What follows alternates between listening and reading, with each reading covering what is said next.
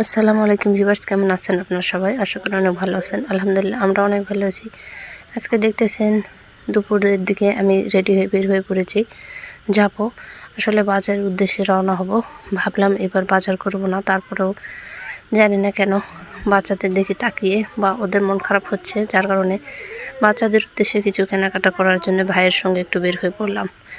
অনেক ক্লান্তির পর চলে এসেছি এখানে বোনের বাসায়। বড় বোনেরা এখানে থাকে না, তো ওরা এসেছে ঈদের জন্য।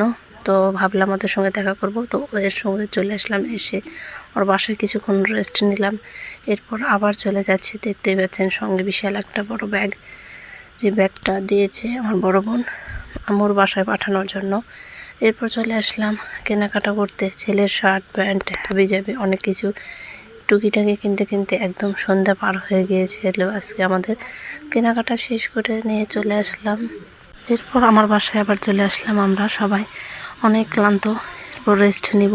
হাবিজাবি বাসায় কিছু কাজ ছিল, সেগুলো সারার জন্য বা কিছু নেওয়ার ছিল, সেগুলো নেওয়ার জন্য আবারও চলে আসলাম বাসায়। এরপর আমার বোনেরা চলে গেল, আমরা দু মা ছেলে রিক্সা নিয়ে বসে আছি। আমার ভাই ইফতারি কিনতে গিয়েছে, প্লাস একটা ব্যাগ ছিল যেটা রাখা ছিল, রেখে আমরা বাজারে গিয়েছিলাম। তো সেই ব্যাগটা নিয়ে অবশেষে অনেকক্ষণ পর আমার ভাই চলে আসতেছে ব্যাগটা নিয়ে। তো আবারও চলে আসলাম গ্যারেজে, যেখানে গাড়ি রাখা আছে। আমার ভাই গাড়ি বের করতেছে, এখানে আমি একটু ভিডিও শ্যুট করছিলাম আর কি। এসেছে যখন, এত ক্লান্তি এসেছে, আজকের মতো কষ্ট আসলে কোনো রমজানের এই মধ্যে আসলে আমার হয়নি। এরকম হয়েছে, অনেক হাঁটাহাঁটি পড়ছে, যার কারণে অনেক ভিডিওর আসলে সব জায়গায় ভিডিও আসলে আমি করতেও পারিনি। এরকম একটা সিচুয়েশন, সব জায়গায় ভিডিও যাই হোক করা যায় না। তো ছোটোখাটো একটা আয়োজনের মধ্যে দিয়ে আমরা ইফতারি ওখানে সেরে ফেললাম।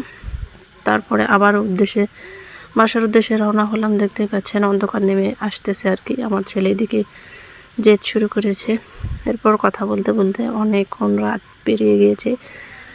দীর্ঘ 50 মিনিটের রাস্তা অতিক্রম করে আম্মুর বাসায় চলে আসলাম। সেখানে একটু রেস্ট নিলাম, মায়ের যা দেওয়ার ছিল সেগুলো দিয়ে কমপ্লিট করা শেষ করে আবার বাসায় চলে আসলাম।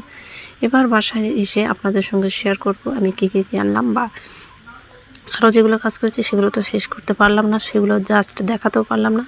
ইচ্ছেও নেই, শরীর এত ক্লান্ত ছিল, যার কারণে আমি কিছুই সেরকম করতে পারিনি। তো মেয়ের জন্য ছেলের জন্য যেগুলো কিনেছি, কিছু জিনিস অন্যান্য কিনে দিয়েছে, সেগুলো দেখাচ্ছি।